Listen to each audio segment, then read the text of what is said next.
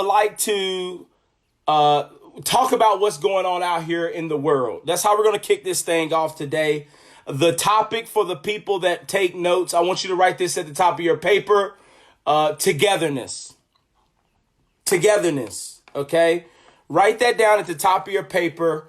That's what we're going to kick this thing off with. We're going to really jump on board real quick with what's happening out here in the world. Easton gave me the go ahead to talk about it, to discuss this, to really share my 2 cents with what's going on in the world, especially pertaining to the George Floyd incident, to the George Floyd case and situation that took place. Here it is right here. Here's my 2 cents. And I want you to think about it. Am I hurt for what went down with George Floyd? I am hurt. I am tired. It is a very sensitive subject. But as I sat back when this happened and I shook my head and my chest started to tighten up, I really wanted to figure out what to say. It took a while for me to digest this. And even to this day, it just hurts me to be able to rewatch that video over and over again. But I wanted to get on here today and try to figure out the best way of getting you girls to understand, for the ones that's watching, getting you to understand a bigger picture here. No matter what rage came up inside of me, or, man, that ain't right, we should do this, the best method that I felt that I could come up with during this time is togetherness. The one thing that I've been able to see on TV and social media come from what is happening out here. For the record, I'm not condoning the looting. I'm not condoning all the violence. I'm not promoting it. I don't think that right there is what this is all about. The one positive thing that I can say that has come from this is I'm starting to see people, all shapes, sizes, and color, come together.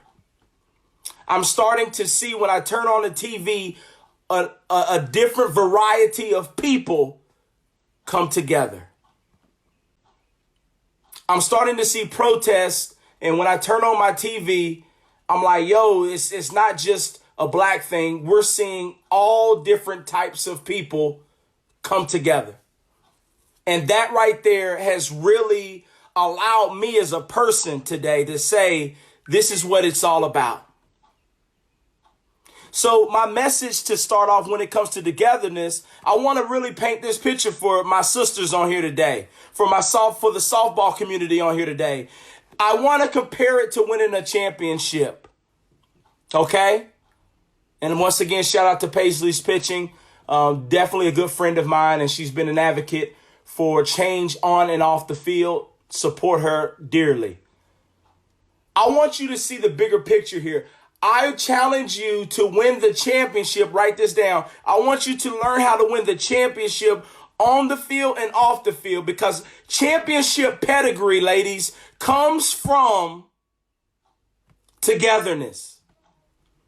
If you can think about all the championship teams you've ever been a part of, whether it was Little League up to high school, showcase, whatever it may be, think about every championship team that you have been on, where you've dominated the season, where when you showed up, you guys knew you were going to win.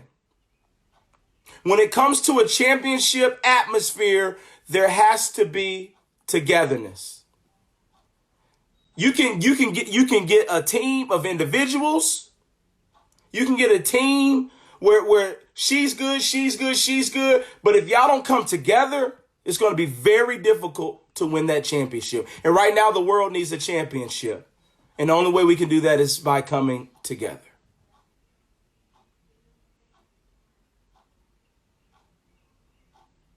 I remember when I was playing pro ball and we were all competing to try to get to the big leagues as fast as possible with the St. Louis Cardinals.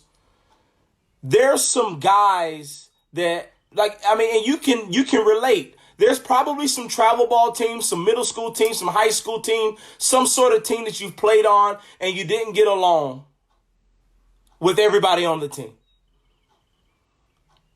You probably didn't get along with everybody on the team. But you knew that if you wanted to win, that you had to put your differences aside to see that the team won. And if you didn't put your differences aside, then the team wasn't going to get off of the ground. And I feel like today, in today's society, when you look outside of your window, we're struggling as a country to win the championship. But what I'm starting to see teams come together. I'm sad that it took George Floyd, it took Eric Gardner, it took so many other lives, right, for this to happen. But something beautiful is starting to happen, and it starts with you and me coming together. And here's something else that I would like to talk about, because I'm guilty of it. I was guilty of it, and I'm striving to be better myself, right? And this ain't a race thing. This is just human. This is just being human, right? If you are a person and you say nothing about what's going on out here, then you're a part of the problem. And I'm calling a spade a spade. You know why? Because I had to understand that I was a part of the freaking problem. By staying silent and not saying anything, because I want to make sure I don't say the wrong thing. I'm going to just say to myself, I get that, but that's why you have to think before you speak. But after you have thought out a plan of how you're going to talk about it, then you need to say something about it. So I encourage you to come out of your silence. Another way of looking at this situation right now, and I'm getting ready to get to the softball, but I feel like this is very important because somebody is going to help change the way a lot of their family looks on this after this live. I feel like somebody on this live is going to hear this, and it's going to empower that little person inside of them to become the big person and say something. I really do believe that somebody on this live is going to change the way that their entire family has been thinking for generations. You know why? Because I am changing the way that my family thought for generations. I am going to be that voice of change. I am going to pick up the baton and say, this is the way that the future Beatty family is going to move. And we're not going to sit back in silence. We're not going to hide. We're not going to just close the blinds. We're not going to act as if I hope it goes away. No, I am going to plan. I'm going to ask questions, and I'm going to think about it, and I'm going to talk about it. So I encourage you, no matter what your color is, to be more aware of what's going on, to ask questions, to call up some friends, to say that you're here and that you want to understand, to just listen. Great leaders have a great ear to listen. Listen to what's going on. Don't just cram your vision down. Listen. Because I was a person that says, you don't understand. How could you understand? No, not anymore. I want to be able to hear your side. I want to be able to understand where you're coming from before I jump to conclusions and jump down your throat. We got to listen more. We got to love one another. Love is what's going to break this. Love is what's going to help us. Being able to understand and voice your opinions and get out there and say, you know what? We all matter. Let's make sure this happens and do it right. Okay? Step out of the silence. Staying in silence is like staying in darkness. And the last comparison that I would like to, because I got a list of things I want to talk about the first weekend of softball, but the last thing that I want to talk to you about is when I'm speaking in elementary schools, when I'm speaking in middle schools, when I go and speak to high schools, when I speak all over, and I have to cover bullying.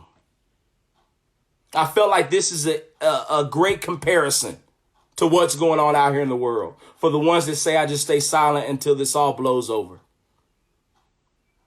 The one thing that they teach you at anti-bullying speeches is this right here, the number one thing. If you see somebody being bullied, you are taught to report it, right? You can't stay silent. You can't stay silent anymore. When you see something going down that's not right, when you see somebody getting treated with racism, whether they're white, black, no matter their color, you need to step up and report it, or step up and say, hey, that's not right. A blind eye is not a part of the solution. Turning a blind eye is a part of the problem. Okay? And I hold myself accountable for that too. So again, I would like to thank Easton Fast Pitch for allowing me to speak on this, because it needed to be done. It represents a good brand. So hats off, salute to Easton for calling me and saying to speak on this, because it really shows the core values of a brand. It really shows the core value of a brand. And it really makes me feel proud, and I'm honored and feel honored to talk about it. All right. So thank you for that.